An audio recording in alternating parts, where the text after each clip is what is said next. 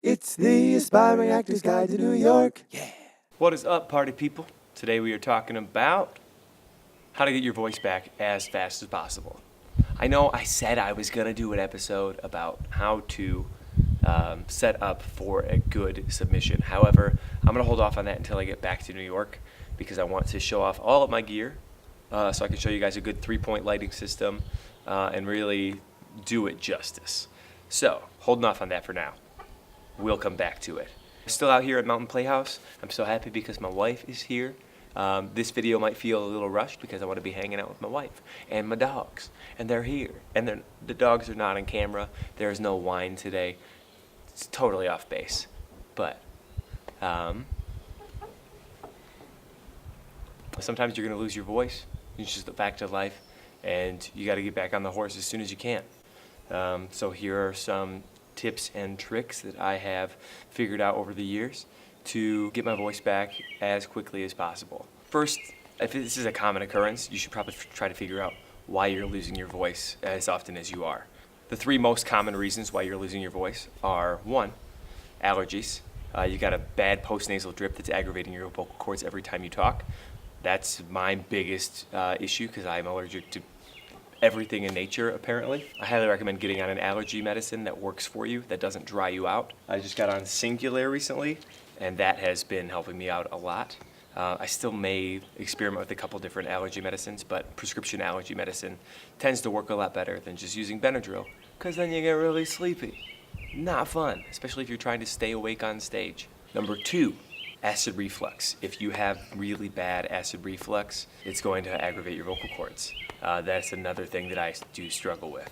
So maybe you need to adjust your diet. You can get on regimented antacids, but I think your best bet is finding a good probiotic if you're not going to completely cut tomatoes out of your diet. I don't have a good recommendation for that because I have gone the other route where I've kind of adjusted my diet and I don't eat as much acidic food. But if you guys have any comments for good probiotics, go ahead and list them in the comments below. I know somebody just told me about one, and I can't remember what it was called, because I didn't buy it. For a long time, I was just eating straight up sauerkraut every day, just like a small portion of sauerkraut, because sauerkraut, anything that's pickled, is actually a pretty good probiotic.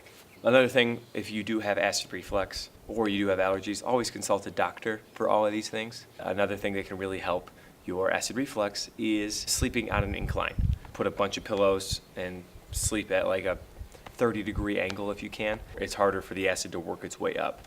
If you sleep on your stomach like I tend to, it doesn't have to work very hard to go downhill. Number 3, another reason why you might be losing your voice is you might be singing improperly. I always recommend that you get in with a good vocal coach forever. But if you are singing improperly, a good vocal coach is going to be able to fix that for you and make sure that you're staying healthy. So, take voice lessons.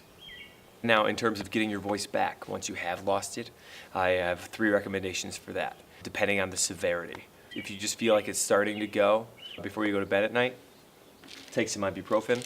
I recommend 4 200 milligram capsules right before bed, and usually that has me feeling chipper in the morning. If it's been going on for a couple days and the ibuprofen hasn't been working, I highly recommend gargling with ZzzQuil or liquid Benadryl. I had a voice teacher in college turn me onto this, and it has worked wonders for me. 10 out of 10 would recommend. I guess diphenhydramine, which is the active ingredient in ZzzQuil/Benadryl, is an anti-inflammatory, so it helps with the inflammation in the vocal cords. So right before bed, I will portion out the 30 milliliters and I will gargle with that until I physically can't stand to gargle any longer, and then I'll swallow it and then I'll sleep like a baby.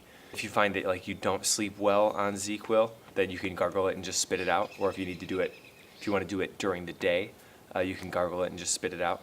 Sometimes I'll gargle at night and I'll gargle in the morning and I'll call it a day. Would not recommend gargling right before you go on stage because it can kind of have a numbing effect. Same thing with the ibuprofen.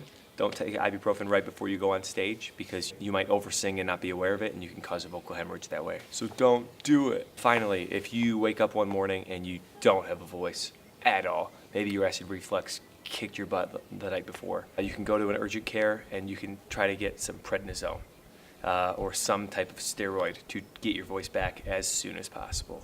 Only recommend that in extreme circumstances. You don't want to build up a resistance to it. so that it doesn't work when you really need it. You don't want a boy who cried wolf that situation. You know what I'm saying? Thanks for coming out.